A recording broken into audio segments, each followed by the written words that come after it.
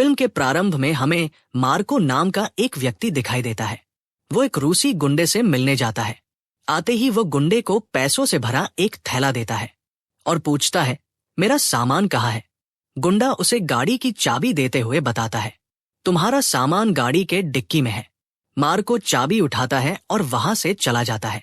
जाने से पहले वो पूरी जगह को तहस नहस कर देता है जहां वो गुंडे से मिलने आया था। गाड़ी के डिक्की में उसे एक सूटकेस मिलता है।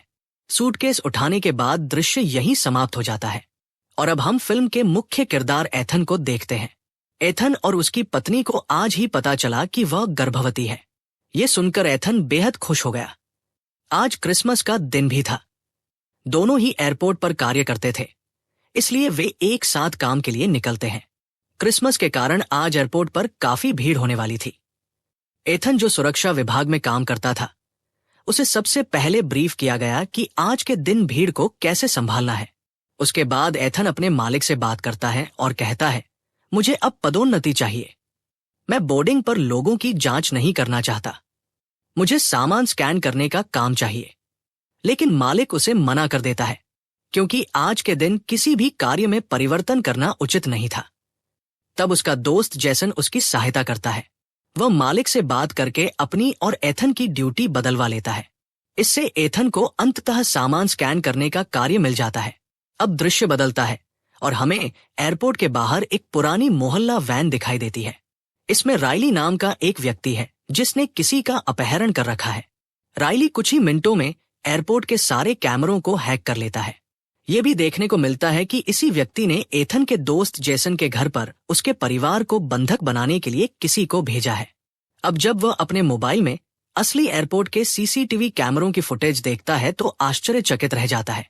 फुटेज में उसे दिखता है कि जेसन की जगह अब एथन बैठा हुआ है जिसके बारे में उसे जानकारी नहीं थी।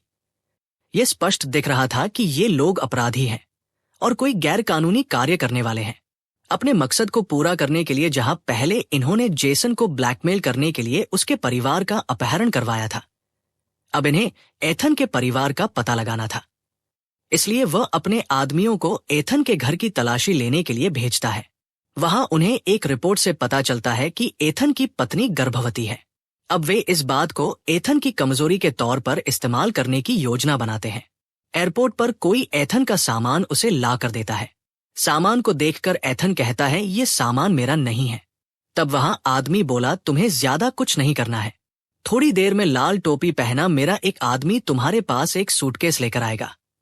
तुम्हें बस उसे स्कैन करने के बाद चुपचाप आगे बढ़ा देना है बिना कुछ बोले। अगर तुम ऐसा कर लेते हो तो समझो तुम्हारी और तुम्हारी पत्नी की जान बच गई। उसने एथन को चेतावनी दी कि कोई चालाकी ना करे। अपनी बात पर विश्वास दिलाने के लिए उसने कहा कि वे एथन पर पूरी तरह नजर रखे हुए हैं।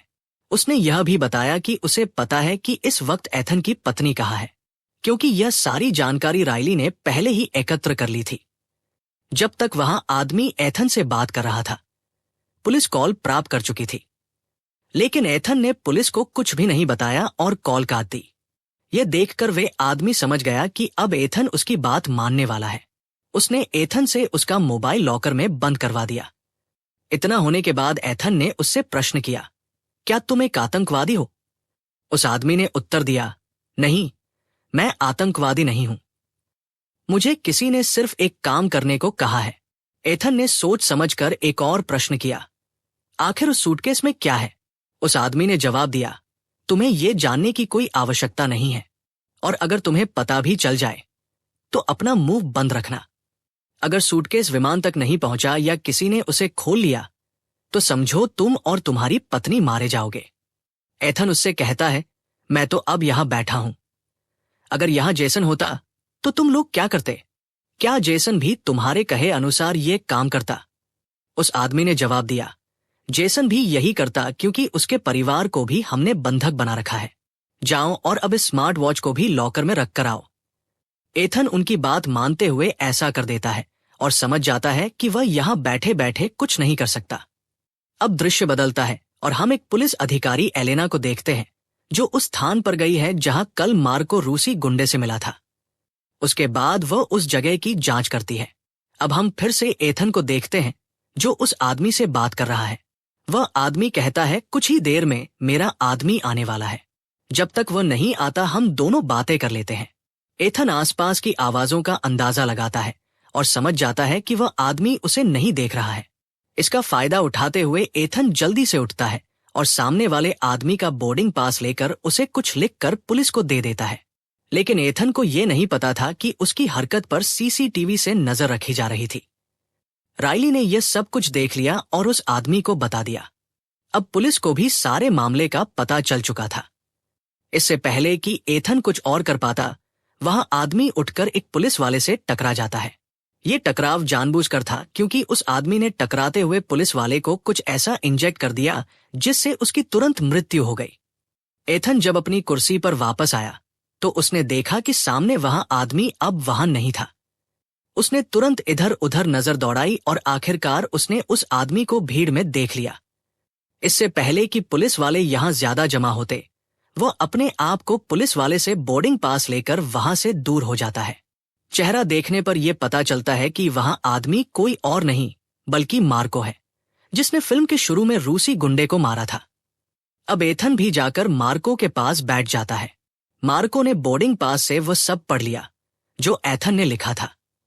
इसे पढ़ने के बाद मार्को एथन से कहता है, मैं देख रहा हूं कि तुम बार बार गलतियां कर रहे हो, लेकिन यह तुम्हारा आखिरी मौका है। इस आखिरी गलती को मैंने माफ किया है, लेकिन अगर अगली कोई गलती हुई तो मैं तुम्हारी पत्नी को मरवा दूंगा। यहां अफरातफरी मच गई थी। सुरक्षा पहले से ज्यादा कड़ी कर दी गई थी और इस वजह से मालिक ने जेसन को उसकी जगह पर बिठा दिया।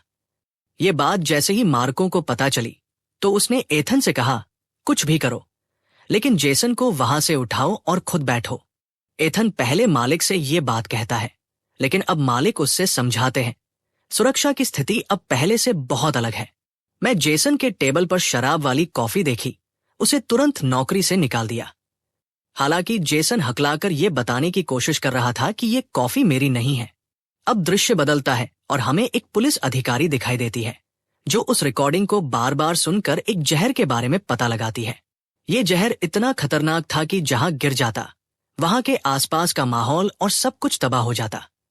अब एयरपोर्ट का दृश्य दिखाया जाता है जहां एथन ने जेसन को खसाने के बाद फिर से अपनी सीट ले ली थी। अब वो वक्त आ गया था जब मार्को का आदमी बैग लेकर स्कैनिंग के लिए आया। मार्को के कहने पर एथन ने बैग को स्कैन किया और उससे पता चला कि इस बैग में बहुत ही खतरनाक हथियार था। हालांकि एथन को यह नहीं पता था कि यह हथियार क्या कर सकता है, लेकिन वह समझ गया कि यह हथियार पूरे विमान को जरूर तबाह कर सकता है। जिस विमान में तुम वो हथियार लेकर जा रहे हो उसमें पूरे 2000 लोग हैं। मार्को ने जवाब दिया, अगर वो विमान में नहीं गया तो वो यहीं पर गिरा दिया जाएगा और यहाँ पर 60,000 लोग हैं। फैसला तुम्हें करना है, तुम्हें 2000 लोगों को बचाना है या फिर 60,000 को।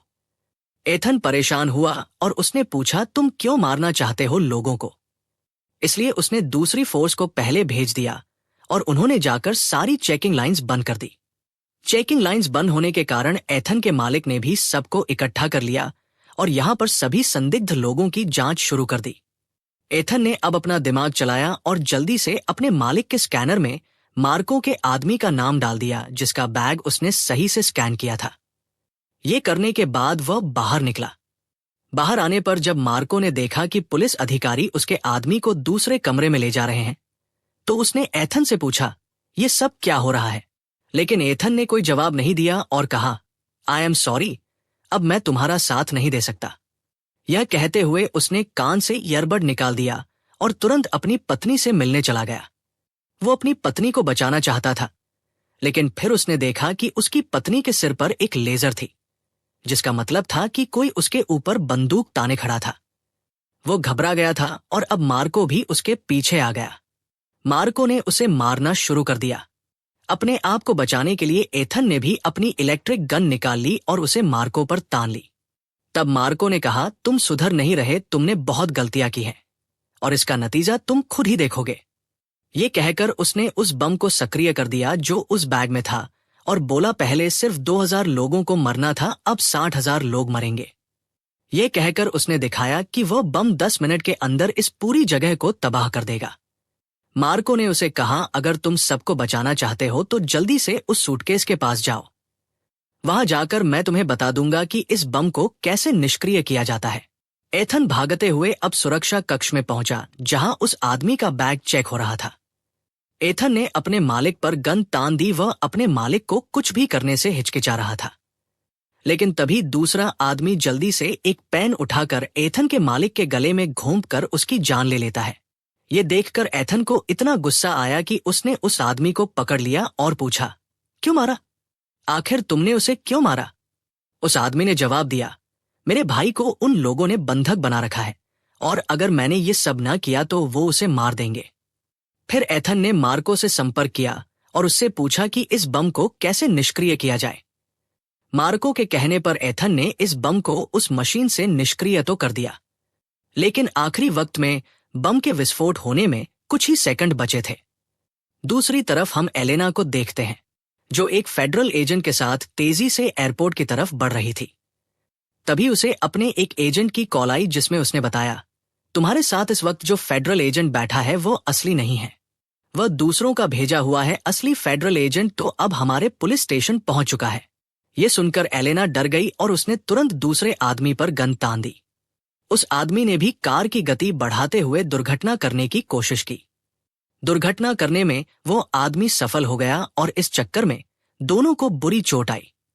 वहां आदमी नहीं चाहता था कि एलेना एयरपोर्ट तक पहुंचे। दुर्घटना के बाद का जो दृश्य दिखाया गया उसमें आदमी ने अब भी एलेना का गला पकड़ा हुआ था।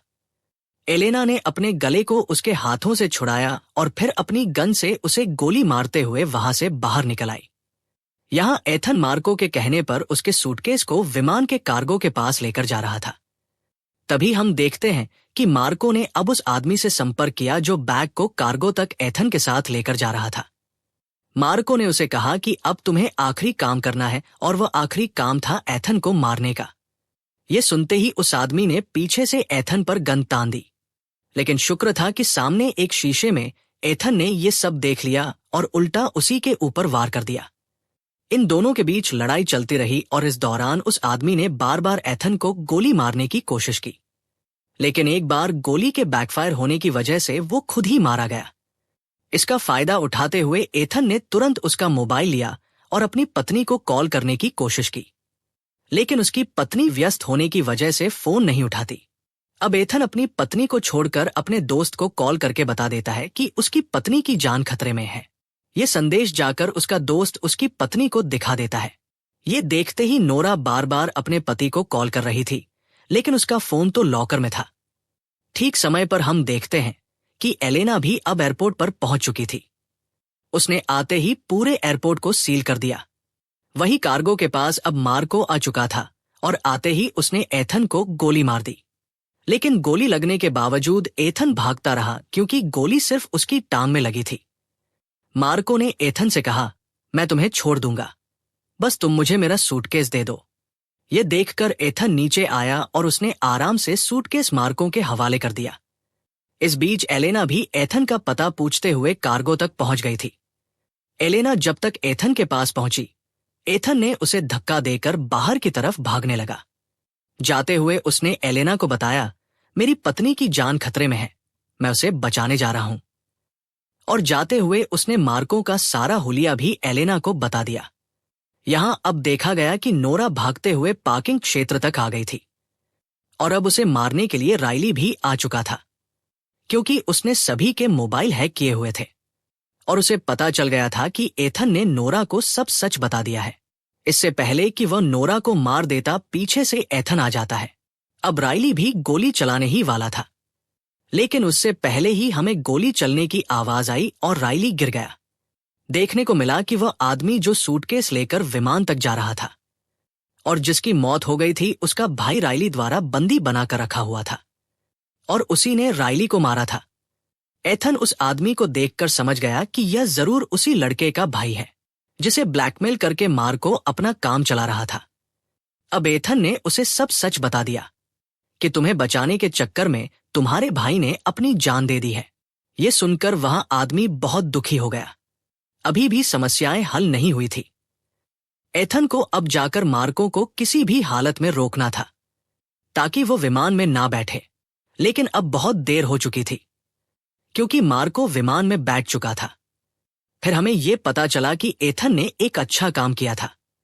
उसने मार्को के सूटकेस पर एक नया स्कैनिंग स्टिकर लगा दिया था, ताकि जैसे ही उसे ट्रैक किया जाए वह जान सके कि मार्को कहाँ है। जब उस सूटकेस को स्कैन किया गया तो एथन को पता चला कि मार्को विमान में बैठ चुका है। वह जल्दी से अपनी पत्नी से कहता है, जाओ एयरलाइन डिपार्टमेंट में और उस विमान को टेक ऑफ होने से रोक लो। मैं जल्दी से जाकर मार्को को रोक लूंगा। अगर विमान टेक ऑफ नहीं होता तो मार्को उस बम को विस्फोट करवा देगा। मैं उसे निष्क्रिय कर सकता हूं। मुझे ये पता है। ये सुनकर नोरा तुरंत एलेना को बताती है, जो उस विमान को टेक ऑफ होने से रोकने की कोशिश कर रही थी। उस विमान को टेक ऑफ होने दो। अगर वो विमान टेक ऑफ नहीं हुआ तो मार्को उस बम को सक्रिय कर देगा। लेकिन एथन विमान में पहुंच चुका है और उसे बम को निष्क्रिय करना आता है। वो पहले भी ऐसा कर चुका है। एथन विमान के कार्गो में समय पर पहुंच गया था। विमान टेक ऑफ कर चुका था और अब एथन सूटकेस खोलकर बम को निष्क्रिय करने की कोशिश कर रहा था।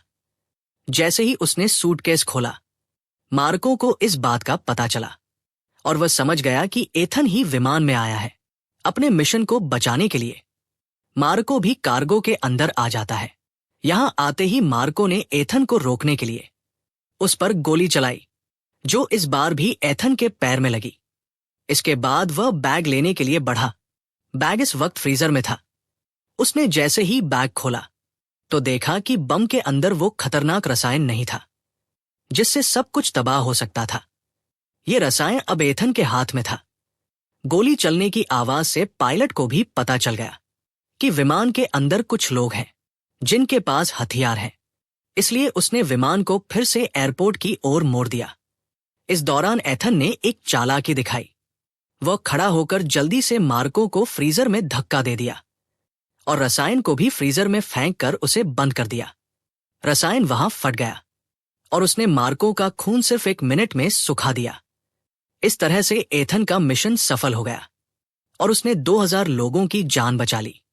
विमान के एयरपोर्ट पर वापस आने पर बहुत सारी पुलिस वहां पहुंच चुकी थी। एलेना भी थी और पुलिस ने एथन को पकड़ लिया। लेकिन एलेना, जो सब कुछ जानती थी, ये समझती थी कि एथन ने ही सबकी जान बचाई है, इसलिए उसने एथन को छोड़ने के लिए कह दिया। फिर एथन सबसे पहले अपनी पत्नी से मिलता है। फिल्म के अंत में हमें पता चलता है कि ये सब एक रूसी अधिकारी को मारने के लिए कर रहा था। लेकिन अब सबकी जान बच गई थी और सब आराम से क्रिसमस मना रहे थे और कहानी यहीं समाप्त हो जाती है।